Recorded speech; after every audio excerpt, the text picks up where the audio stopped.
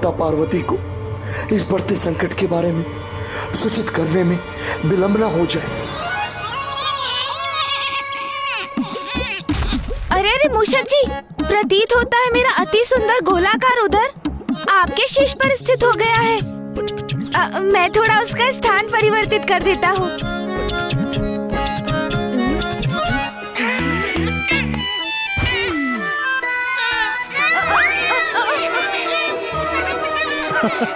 अरे अरे संभालिए मूषक जी, संतुलन बिगड़ रहा है मेरा।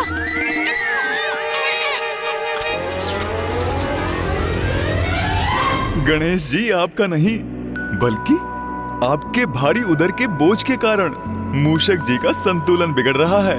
अच्छा अच्छा रुकिए मूषक जी, मैं अपने उदर को संतुलित करता हूँ। अब मेरी स्थिति पूर्व से कहीं उत्तम है प्रभु। ऐसे ही अरे संभालिए मूषक जी।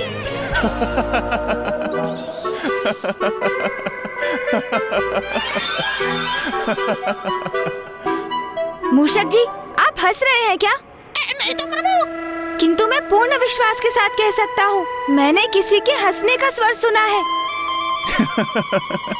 गणेश जी की ऐसी अवस्था देखकर इतनी हंसी आ रही है, किंतु मुझे स्वयं पर नियंत्रण रखना होगा। अरे अरे,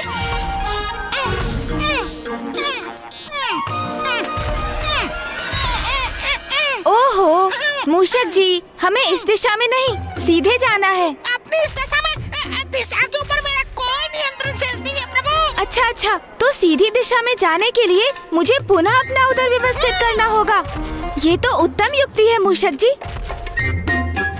देखा मूषक जी, मेरा अति सुंदर गोलाकार उदर हमारा पथ प्रदर्शक भी बन रहा है।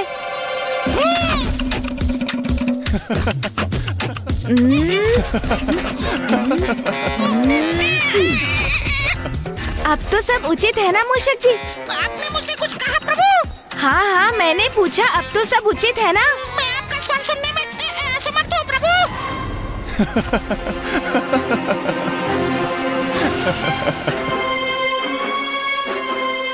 मैंने पुनः किसी के हंसने का स्वर सुना। वहाँ ऊपर कौन है जो हंसे जा रहा है? अरे मूषक जी तो कुछ सुन ही नहीं पा रहे। आपके उदर ने उनके कान जो ढक दिए हैं। प्रभु, आप तनिक आगे तो देखिए। मूषक जी, धीरे धीरे चलिए तो हम इस पथ को सरलता से पार कर लेंगे।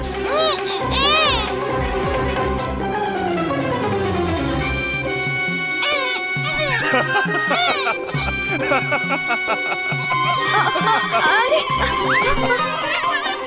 अरे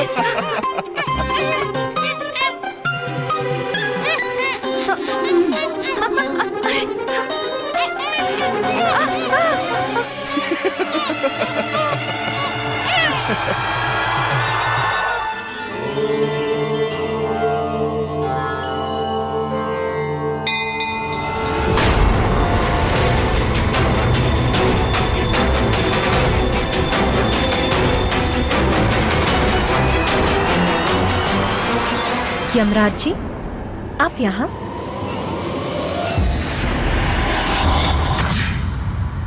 देवगण, इतनी विपदाओं का सामना करने के उपरांत गणेश जी के जन्मोत्सव के हर्ष उल्लास ने एक बार पुनः मुझे नवीन स्फूर्ति से भर दिया।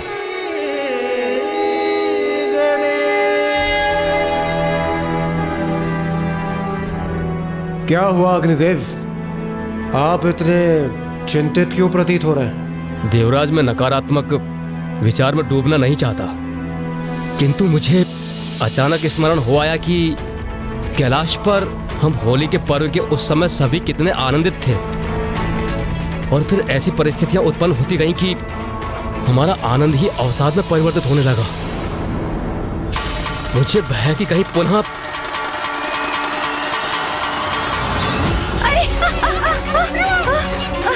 अरे मूषक जी का संतुलन तो बिगड़ रहा है, गिर रहे हैं वो।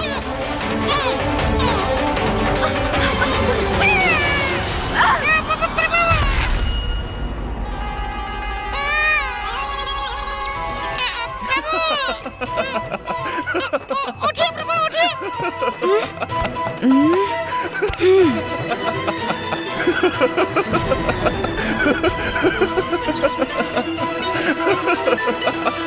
आप इस प्रकार क्यों हंस रहे हैं चंद्रदेव? यहाँ आपको इतना हास्यास्पद क्या प्रतीत हो रहा है? आप हैं हास्यास्पद। जब से आप मूषक जी पर आरूढ़ हुए हैं मैं तब से आपको देख रहा हूँ। आप अति हास्यास्पद हैं। मैंने स्वयं को रोकने का बहुत प्रयास किया किंतु मेरी हंसी फूट पड़ी। चंद्रदेव का ऐसा व्यवहार। कितनी विचित्र आकृति है ना आपकी। खंभ जैसे हाथ पांव, विशाल काय गज का शीश और उधर मानो अन्न का भंडार हो। ये चंद्रदेव मेरे प्रभु का अपमान कर रहे हैं। और तो और, आपने कभी इस पर विचार किया है कि आपका आहार ग्रहण करने के उपरांत आपका उदर इतना हास्यास्पद हो जाता है, अब कोई आपको ऐसी अवस्था में देखेगा उससे तो हंसी आ ही जाएगी। इतना दुस्साहस।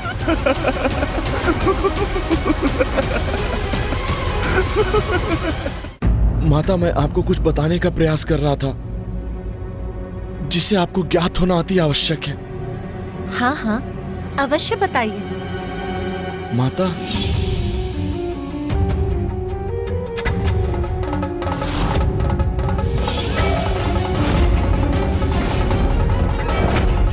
माता, आज फिर वही योग प्रकट होने जा रहा है जिसमें उनका शीश उनके धड़ से विलग हो गया था।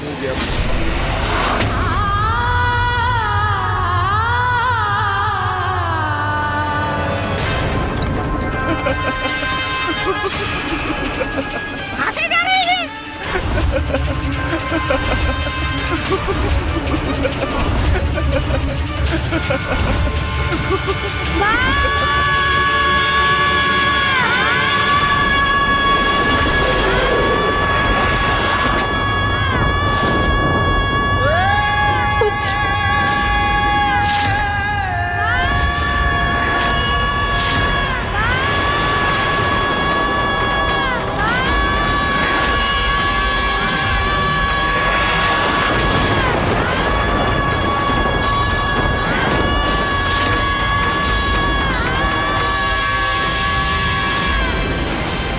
नाथ, ये तो गणेश की चित्कार थी।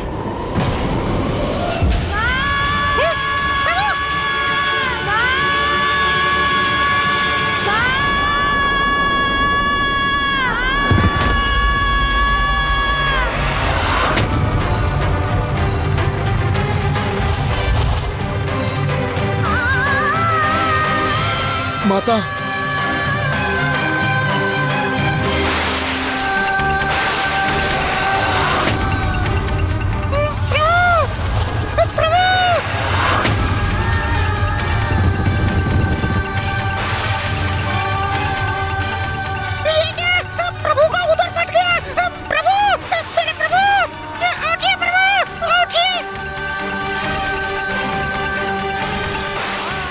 अनर्थ, घोर अनर्थ। ये क्या हो गया पार्वती नंदन गणेश जी को? उठिए प्रभु उठिए। ये तो गणेश के क्रंदन का स्वर था। अब तक तो उसे टहलकर लौट आना चाहिए, किंतु बाहर से आने वाले उसके क्रंदन का स्वर कैसा? पुत्र कार्तिकेय, गणेश की इस चित्कार का अवश्य कोई बड़ा कारण है। अवश्य कुछ हुआ है उसे। मैं वहां जाकर देखता हूं और तुम मां को शांत रखने का प्रयास कर। जो आज्ञा पिताश्री।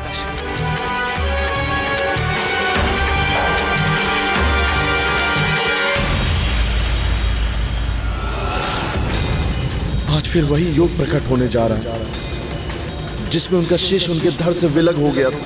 प्रभु उठिए प्रभु, मेरे प्रभु उठिए, उठिए प्रभु उठिए।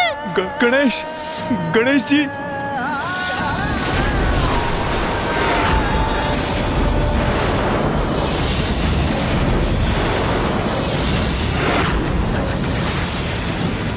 गणेश जी इस अवस्था में कैसा अनर्थ है ये? कैसे हुआ ये? गणेश, पुत्र गणेश, पुत्र गणेश।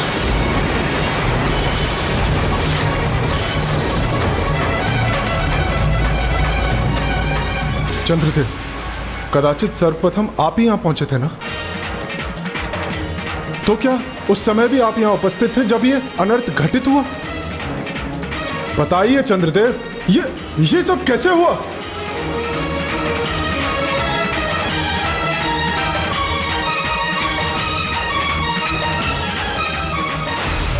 ये क्या बताएंगे? मैं बताता हूँ सूर्यदेव। ये सब चंद्रदेव के कारण ही हुआ है। हाँ, चंद्रदेव ने प्रभु का उपहास किया। कितना खाते हैं वो, ऐसा कहा उन्होंने। और चंद्रदेव की इस कुदृष्टि के कारण मेरे प्रभु का उदर फट गया।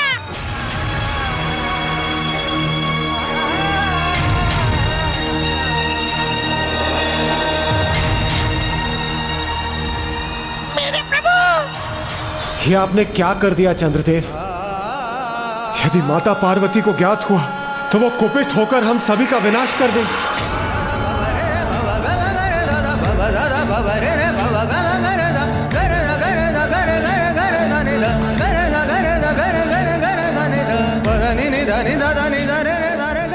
माता,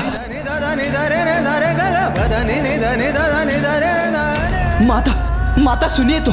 माता, मुझे ज्ञात है आप गणेश को लेकर ही व्याकुल। मैंने भी उसकी चित्कार सुनी है, किंतु मुझे विश्वास है वो पूर्ण रूप से कुशल ही होगा माता, क्योंकि भला उससे क्षति कोई कैसे पहुंचा सकता है। मेरी बात सुनिए माँ, मेरी बात मानिए माँ। माँ सुनिए तो, माँ।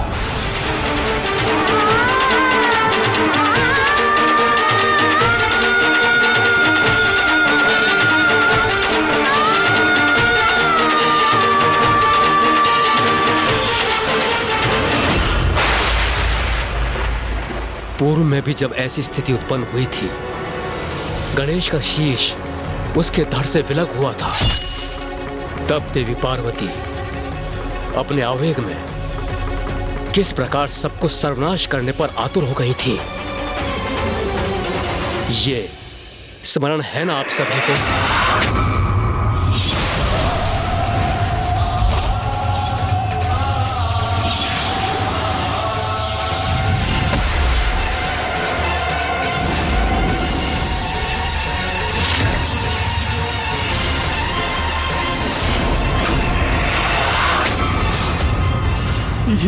ये क्या अनर्थ हो गया मुझसे?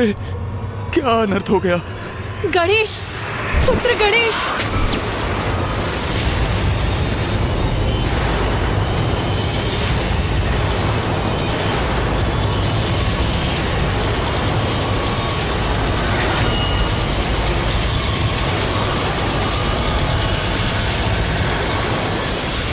माता पार्वती इसी ओर आ रही हैं। हमें उनके समक्ष नहीं पड़ना चाहिए। हमारी सुरक्षा इसी में है कि हम यहां से कहीं दूर हट जाएं।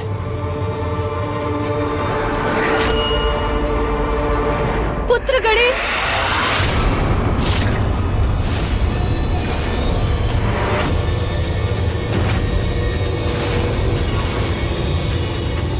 माँ सुनिए माँ, माँ रुक जाइए।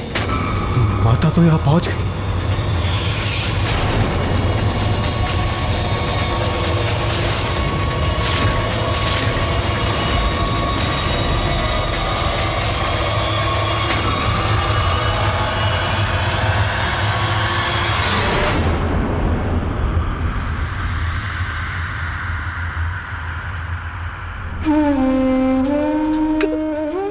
गणेश, गणेश को लेकर इतनी चिंतित है माँ कि उनके मुख से शब्द ही नहीं निकल रहे हैं। मैं ही पूछता हूँ कि गणेश कहाँ है? देवगण, माँ ने और उनके साथ हम सभी ने गणेश की चित्कार सुनी थी। मुझे विश्वास है जिसे सुनकर ही आप सभी भी यहाँ एकत्रित हुए हैं। मैं तो गणेश को लेकर टहलने निकला था। मैं आगे बढ़ गया, किंतु उस समय वो यहीं कहीं था। तो क्या आप में से किसी ने उसे देखा है? क्या उसकी चित्कार का कोई कारण आप सभी में से किसी को ज्ञात है?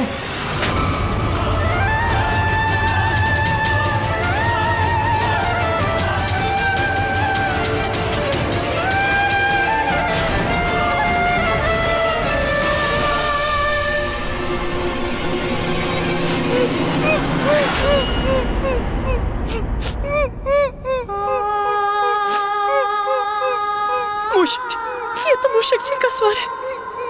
हाँ माँ। किंतु वो रुदन क्यों कर रहे हैं? क्या है उनके विलाप का कारण?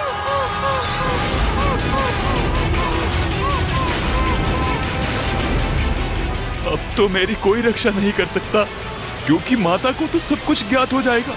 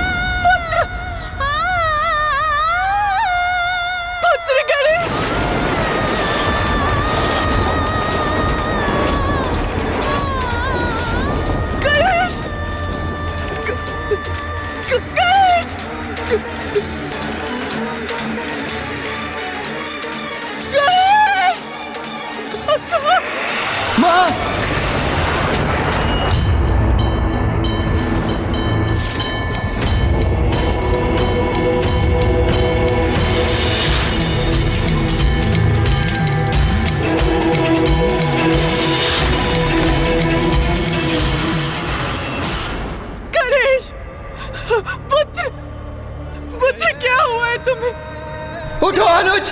पुत्र, माँ, माँ जी। अपने नेत्र खोलो पुत्र।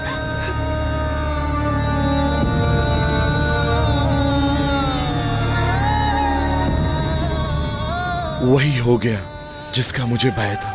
यदि मैं पूर्व में ही समय रहते माता पार्वती को इस संकट का आभास करा देता, तो कदाचित वो गणेश जी को भवन से बाहर ही नहीं आने देती, फिर ये अनर्थ नहीं होता। ये कैसे हुआ?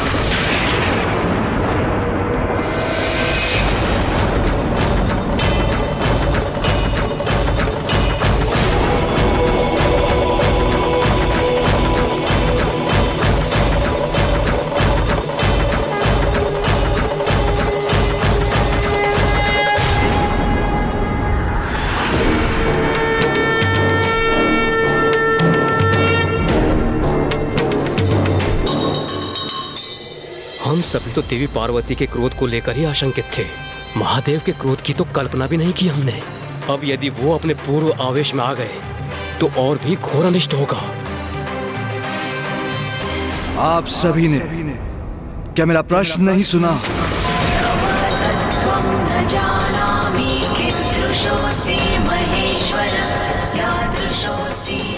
मेरे पुत्र गणेश के साथ ये कैसे हुआ?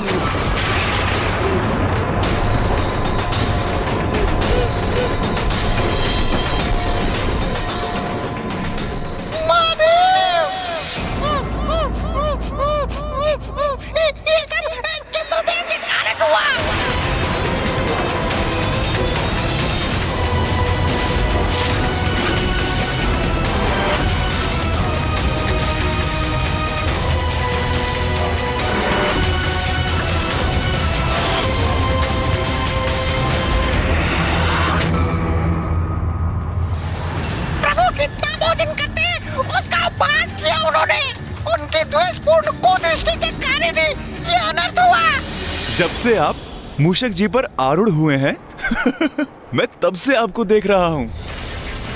कितनी विचित्र आकृति है ना आपकी। खंभ जैसे हाथ पांव, विशाल काय गज का शीश, और उधर मानो अन्न का भंडार हो।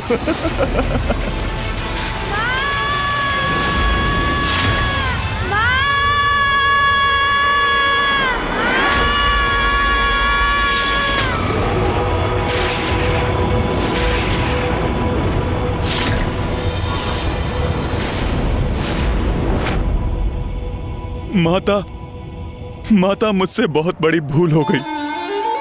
क्षमा कर दीजिए माता, क्षमा कर दीजिए।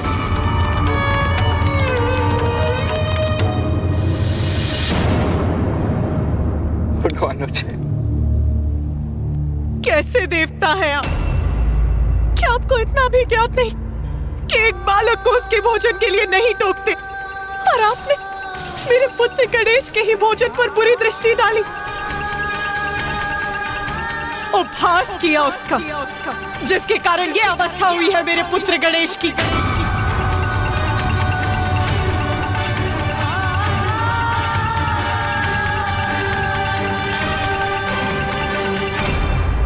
माता, महादेव, मुझसे बहुत बड़ी भूल हो गई। मेरी इस भूल के लिए मुझे क्षमा कर दीजिए। चंद्रदेव, आपने जो किया वो सर्वथा अनुचित था। प्रभु, मैं क्षमा की भिक्षा मांगता हूँ, मुझे क्षमा कर दीजिए। क्षमा कर दूंगा आपको।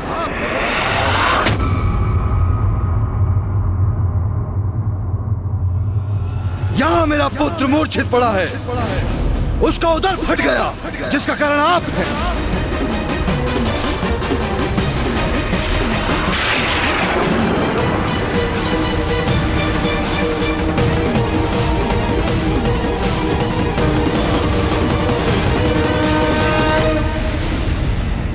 प्रभु, मैं मात्र अपने बचाव हेतु क्षमा याचना नहीं कर रहा हूं। मेरा विश्वास कीजिए, यह तो एक सरल परिहास था। मैं गणेश जी का अनिष्ट नहीं चाहता था। वे मेरे शब्दों और मेरे कारण से मूर्छित नहीं हुए। चंद्रदेव, अपनी भूल को छुपाने का प्रयास मत कीजिए। गणेश मूषक के ऊपर से अवश्य नीचे गिरा, किंतु क्या यह सत्य नहीं कि उसका उदर आपकी कुदृष्टि के कारण ही फटा है?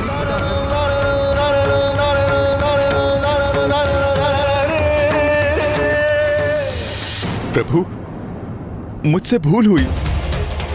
मेरा व्यवहार अनुचित था। मैं अपने इस व्यवहार के लिए लज्जित हूं। अब आपसे और माता से क्षमा याचना करने के सिवाय मेरे पास और कोई उपाय नहीं। चंद्रदेव, आपने जो कुछ भी किया वो दंडनीय है। देवोचित व्यवहार की सभी सीमाएं लांघकर एक बालक का नहीं अपितु सर्वप्रथम पूज्य देवता का भी अपमान किया आपने। वही देवता जिसके आप सभी ऋणी हैं, जिसने अनेक अवसर पर आप और अन्य देवताओं को संकटों से मुक्त कराने के लिए कठोर संघर्ष किया है।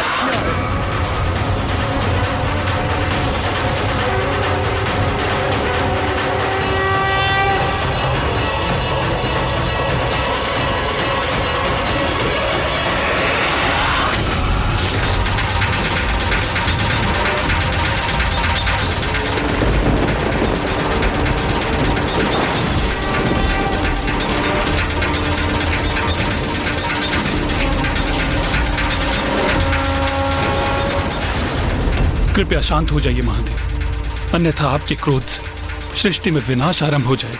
हम आपसे निवेदन करते हैं महादेव, चंद्रदेव से ये भूल अकारण ही हुई, कृपया शांत हो जाइए। गणेश के साथ जो हुआ उसमें आपकी बहुत बड़ी भूल है।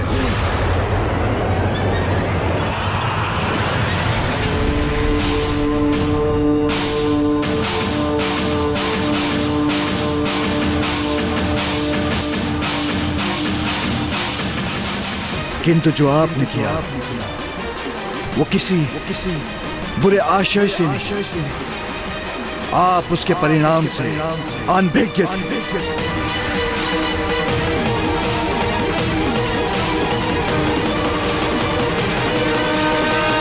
इसलिए हम आपको क्षमा करते हैं।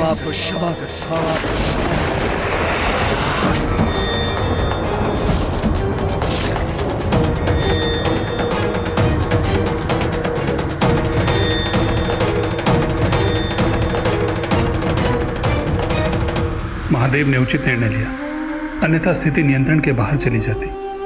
कदाचित मुझसे ही सुनने में कोई भूल हुई।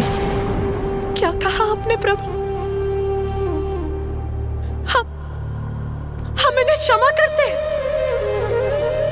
उमा, शांत हो जाओ प्रिय। गणेश पुनः स्वस्थ हो जाएगा, क्योंकि जो गणेश सभी के संकटों को हरने में समर्थ है, जो स्वयं विघ्न हरता है, उसे भला कोई संकट कैसे प्रभावित कर सकता है? क्या आप वो नहीं देख रहे जो मेरे नेत्र देख रहे हैं? आपका पुत्र यहाँ अचेत पड़ा है, आहत है वो। कैसे पिता है आप? आपके पुत्र पर निरंतर संकट पर संकट आते रहते हैं। कभी देवताओं के कारण उसका शीश उसकी धड़ से विलग हो जाता है, तो कभी आपके परम भक्त परशुराम के कारण उसका दंत खंडित हो जाता है।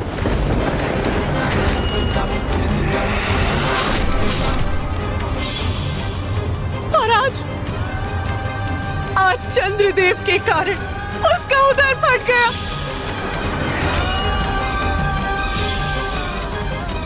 और वो यहाँ अचेत पड़ा है।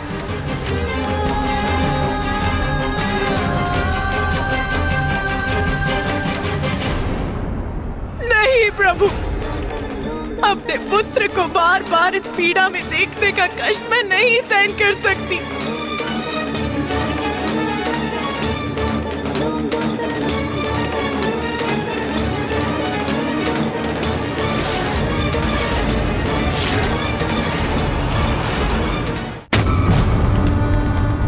मैं आपकी पीड़ा समझता हूं। मैं भी उसका पिता हूं।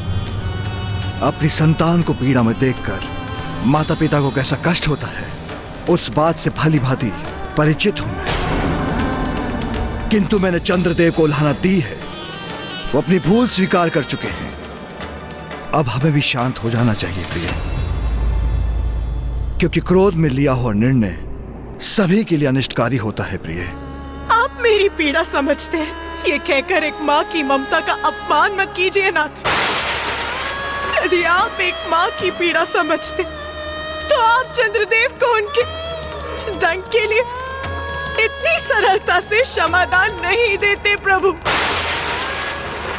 जिन्होंने मेरे पुत्र का उपहास किया, जिसके कारण मेरा पुत्र यहाँ इस अवस्था में पड़ा है,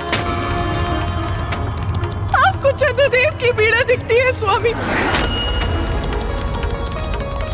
किंतु आपको अपने पुत्र की पीड़ा नहीं दिखती। उमा, मैं कोई पक्षपात नहीं कर रहा। यदि गणेश को क्षति पहुंचाना चंद्रदेव का प्रयोजन होता तो आपसे पूर्व उन्हें मैं दंडित कर चुका होता, किंतु उनके शब्दों का ऐसा प्रभाव पड़ेगा, इस बात का भान नहीं था उन्हें। उनसे अज्ञानता में यह भूल हुई है, इसलिए मैं आपसे भी आग्रह करता हूं, शांत हो जाओ मां। अब इस बात को इतना बड़ा मूल्य मत दो, क्योंकि यदि हमने चंद्रदेव को दंडित किया तो उससे संपूर्ण जीवों का नाश हो जाएगा, संपूर्ण सृष्टि को कष्ट होगा। और ये मत भूलिए, जगत पिता और जगत जननी होने के नाते हमारे बहुत बड़े उत्तरदायित्व हैं। मैं आपको आदेश देता हूं देवी पार्वती, शांत हो जाइए।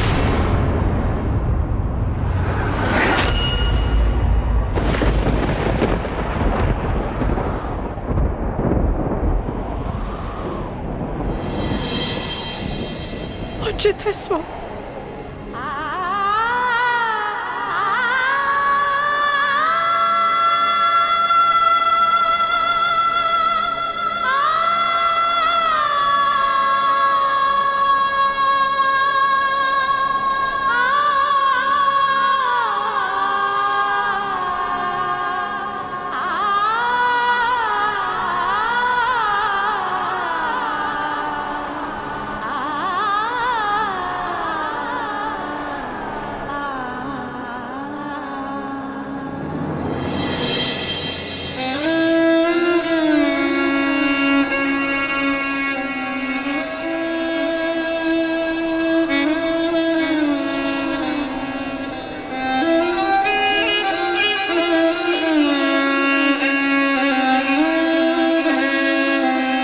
उचित कहते हैं नाथ, बार बार कष्ट प्राप्त करना आहत होना तो हमारे पुत्र की ही नियति है।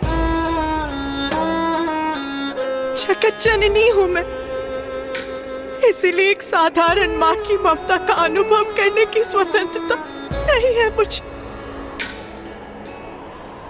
और जगत पिता है आप, इसलिए अपने परिवार के लिए शस्त्र उठाने की अनुमति नहीं है आपको।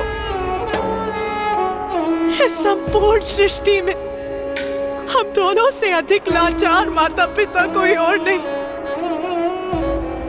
सब कुछ होने के बाद भी हम दोनों अपने पुत्र के लिए कुछ भी करने के लिए असमर्थ है महादेव।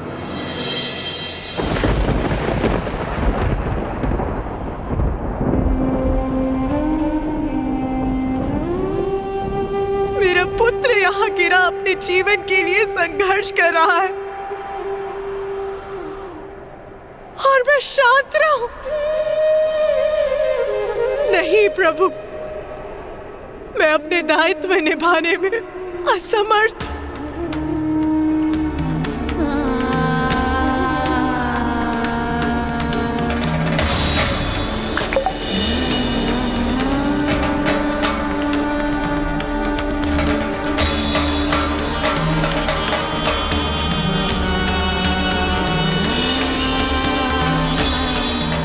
माता, उमा, माते,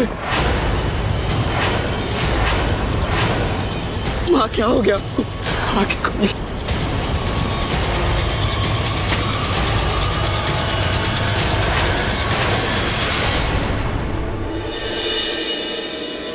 माँ,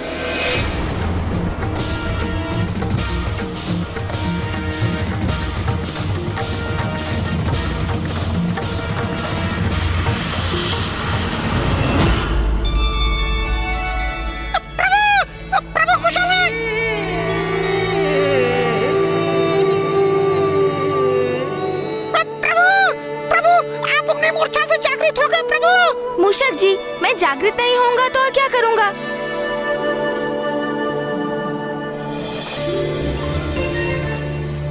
ये मोदक यहाँ वहाँ बिखर गए हैं।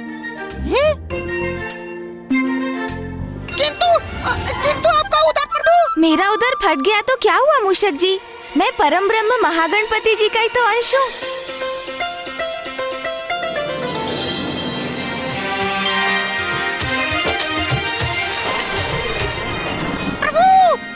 मूषक जी, मुझे कोई क्षति नहीं पहुंच सकती।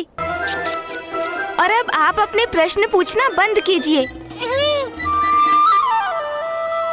हाँ, देखिए कोई मोदक गिरकर दूर तो नहीं लुढ़क गए हैं। सबके सब लौटकर मेरे उदर में ही जाएंगे।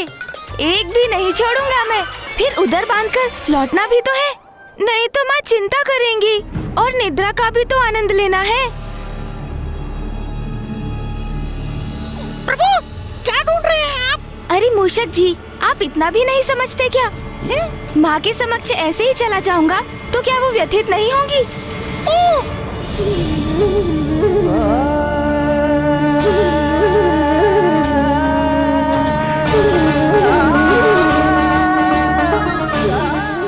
देवता हो या मानव, नियति सभी को विवश कर देती है, परंतु बुद्धिजीवी वही हैं जो हर परिस्थिति का सामना करने के लिए सदैव तैयार रहते हैं।